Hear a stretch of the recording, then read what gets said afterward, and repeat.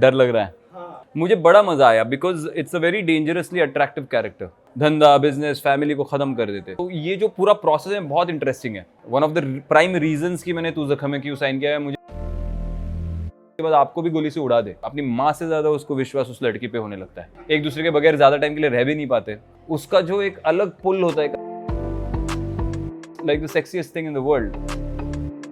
अगर आप अपने काम में इनकम्पिटेंट हो, हाँ, तो मैंने कब कहा कि सवाल मत पूछो। मैंने इतना फिटनेस को अपनी सीरियसली कभी नहीं लिया था। स्वागत है आपका टेली चक्कर पर। बहुत बहुत शुक्रिया। सबसे पहला सवाल, ट्रेलर देखने के बाद ना, अब तक कश्मीर को झलक में देखा और सीरियल्स में देखा ना, बड़ा प्यार आ रहा था, लेकिन ट्रेलर में देखने के बाद ना थोड़ा डर लग रहा है। हाँ, बताइए प्लीज, इतना डरावना कैरेक्टर। आप क्यों डर रहे हो भाई? जिस लड़की को मैंने किडनैप करके रखा है वो खुद मुझसे प्यार करती है। प्यार में गिर जाती है, तो इसका मतलब प्रूफ है कि आपको डरना बिल्कुल नहीं चाहिए।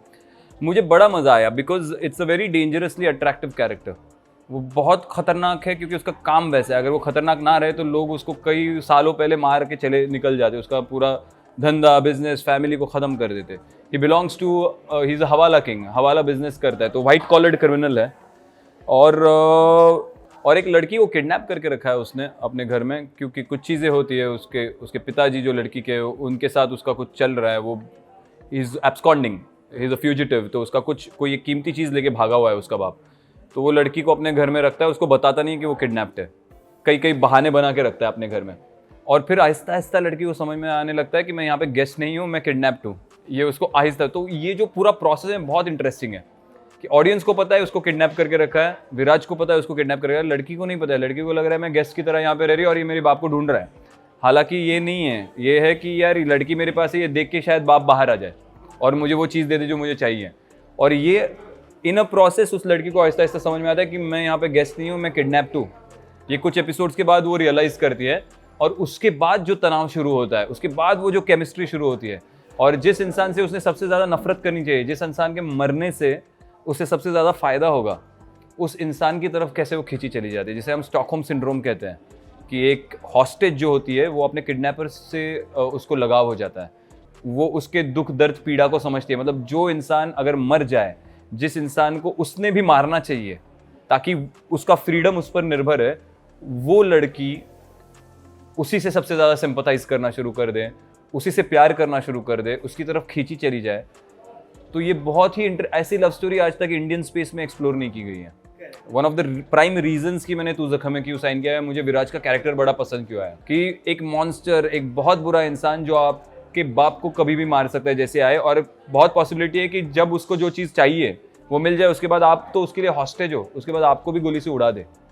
उसको जब आप हील करना शुरू कर देते हो, उससे जब आप प्यार करना शुरू कर देते हो, तो it becomes a very dangerous love story. तो ये स्टॉकहोम सिंड्रोम पे जो ये लव स्टोरी बनी है, ये और एंड इट्स स्लो बनी है। आहिस्ता आहिस्ता रिलेशनशिप कब गेस्ट बन के उसको रखा हुआ है, वहाँ से कब किडनैपर हॉस्टेज की रिलेशनशिप शुरू हो जाती है, वहाँ से वन साइडेड लव शुरू हो जाता है, फिर टू साइडेड लव होता है लेकिन दोनों बोलते नहीं हैं, और आहिस्ता आहिस्ता कैसे एक दूसरे में घुस जाते हैं कि वही लड़की उसके लिए सबसे ट्रस्टेड लड़की बनती है उस घर में। अपनी माँ से ज़्यादा उसको विश्वास उस लड़की पे होने लगता है। आहिस्ता है वो कैसे होता है। तो ये पूरी जर्नी बहुत इंटरेस्टिंग है। अच्छा, इस चीज में ये बताइए ऑडियंस को कि जख्म आप उनके लिए हो या वो आपके लिए बनी? तू जख्म है या मरहम है, तू है क्या, that is the title track. समझ में नहीं आता कि यार मतलब आप वाकई में जख्म हो या जो जख्म मुझे है उस पर मरहम जो लगाना चाहिए वो आप हो। तो ये ना हर एक रिलेशनशिप का एक मेटाफर है कि हर एक रिश्ते में ही होता है। मियाँ बीवी भी एक दूसरे के बारे में कंप्लेंट करते हैं। जब बीवी जाती है मायके तो पति खुश होता है 2 दिन के लिए, जब पति जाता है कहीं बाहर काम से तो बीवी 4 दिन के लिए खुश हो जाती है। तो हर जगह पे वही है, लेकिन एक दूसरे के बगैर ज़्यादा टाइम के लिए रह भी नहीं पाते। तो वो तो आम इंसानों का हो गया। यहाँ पे ये किडनैपर और हॉस्टेज सिचुएशन में ये हो रहा है। तो कई सारी चीज़ें कि आप स्टॉकहोम सिंड्रोम का मज़ा ही यही है कि आपका जो किडनैपर होता है वो इतना अग्रेसिव और डोमिनेंट होता है, तो वो डोमिनेंस कहीं पे आपको अट्रैक्ट करना शुरू करता है कि ये इंसान ऐसा क्यों है। और उसमें ना वो साइकेट्रिस्ट है, साइकोलॉजिस्ट, तो वो उसकी साइकी उसकी माँ से भी बेहतर समझना शुरू कर देती है। उसके जो सबसे करीबी लोग हैं वो उसको धोखा देते हैं, लेकिन ये लड़की उसकी साइकोलॉजी समझ लेती है। तो कई उसके जख्मों पे वो मरहम बन जाती है। और काव्या के लिए भी कि कहीं पे जो इंसान उसको किडनैप करके जिसने रखा हुआ है कि आहिस्ता आहिस्ता प्रोग्रेशन ऐसा होता है कि कई बार उसकी ज़िंदगी भी वो जितना उस पर ट्रस्ट करती कि अगर विराज मेरे साथ है तो मैं मरूंगी नहीं, ये मुझे पता है, मेरी ज़िंदगी को कोई खतरा नहीं होगा ये आदमी जब तक मेरे साथ बैठा हुआ है, क्योंकि वो है ही मॉन्स्टर, उससे खतरनाक तो कोई हो नहीं सकता। अब वही मेरे बगल में बैठा है तो कौन आके मारेगा भाई, हो ही नहीं सकता। तो वो जो एक अट्रैक्शन होता है ना, कि भले ही ये सबसे कमीना इंसान है मेरे, पर उसकी जो स्ट्रेंथ, उसकी पावर और उसका जो डोमिनेंस है ना, उसका जो एक अलग पुल होता है, एक अलग अट्रैक्शन, यही तो स्टॉकहोम सिंड्रोम है। को अब अट्रैक्टिव वो it's very power is very, it's the biggest एफ्रोडीजियक, ऐसे बोलते हैं। What is an एफ्रोडीजियक? It has the most, it's like the sexiest thing in the world, a powerful guy. कि वो वाइल्ड हो, वो थोड़ा नेगेटिव जोन में हो, लेकिन जिसके साथ आप सबसे ज़्यादा सेफ फील करो कि ये बगल में बैठा है तो मुझे कुछ हो नहीं सकता, तो वो स्टॉकहोम सिंड्रोम है, तो वो कहीं पे उसकी तरफ खींची चली जाती है। दूसरा सवाल मेरा ये था कि जो आपने किरदार निभाया ना, इसका रेफरेंस अवेलेबल नहीं है। इसके पहले तक जो आप कर रहे थे तो कहीं ना कहीं से रेफरेंस था, व्हेन वी डू टीवी ना, तो अरे इसके जैसा करना है, उसके जैसा। इसका रेफरेंस नहीं है, तो कितना टाइम लगा झलक के साथ इसकी प्रिपरेशन में? झलक के साथ इसका प्रिपरेशन नहीं हुआ, क्योंकि झलक के साथ ये रिलीज हुई है, लेकिन शूट मैंने झलक से पहले किए। या मैं जख्म है शूट कर, तू जख्म में शूट करके आया और फिर मैंने झलक साइन किया।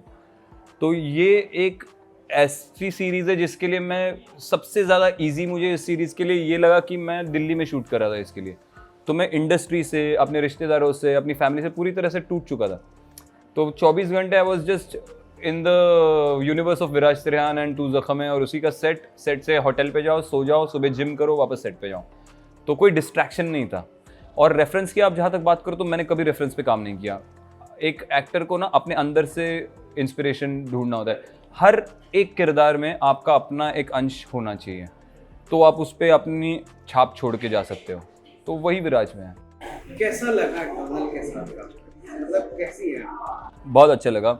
मैं जैसे मैं बोलता हूँ हमेशा कि यार मुझे ना अच्छे इंसान, फ्रेंडली लोग, बहुत प्यारी है, बहुत ये है वो है, उसका नेचर बड़ा अच्छा है, मुझे उससे कोई लेना देना नहीं है। ये लोग मुझे प्रोफेशनल लोग दो। The biggest sin in this world is incompetence. अगर आप अपने काम में इनकम्पिटेंट हो तो उससे बदतर इंसान इस दुनिया में कोई हो नहीं सकता। डोनल अपना काम अच्छे से कर रही थी, डोनल अपना काम बहुत सीरियसली कर रही थी। That is what mattered the most and that is why I love her a lot. कि यार ऐसा को स्टार हर किसी को मिले। को स्टार के बाद आपने बात कर ही ली है, तो आपकी एक को स्टार है जो एक बहुत बड़े रियलिटी शो है, 10,000 लोगों ने आपसे सवाल पूछा। हाँ, आई नो दैट। लेकिन वो कहते हैं ना कि अब थे आप उनके साथ तो लोग सवाल पूछेंगे। हाँ, तो मैंने कब कहा कि सवाल मत पूछो, पर मैं जवाब भी जो फ्रैंक, मतलब जो है सच्चाई वही बता रहा हूँ। तो आपका सवाल क्या है? सुम्बुल के बारे में बताएं कि कैसे खेल रही हैं वो। कुछ तो स्निक पीक देखा होगा। मैंने कुछ नहीं देखा, वाकई में नहीं देखा।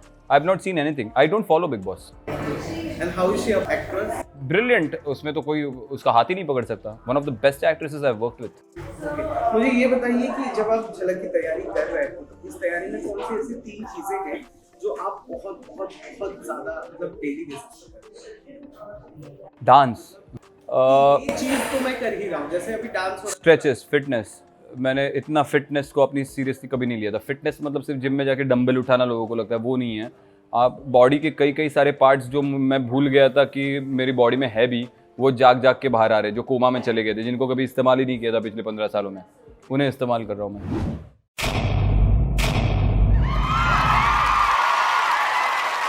Know all about the Telly world by subscribing to Tellychuckers YouTube channel. Don't forget to hit the bell icon to stay updated to our new videos.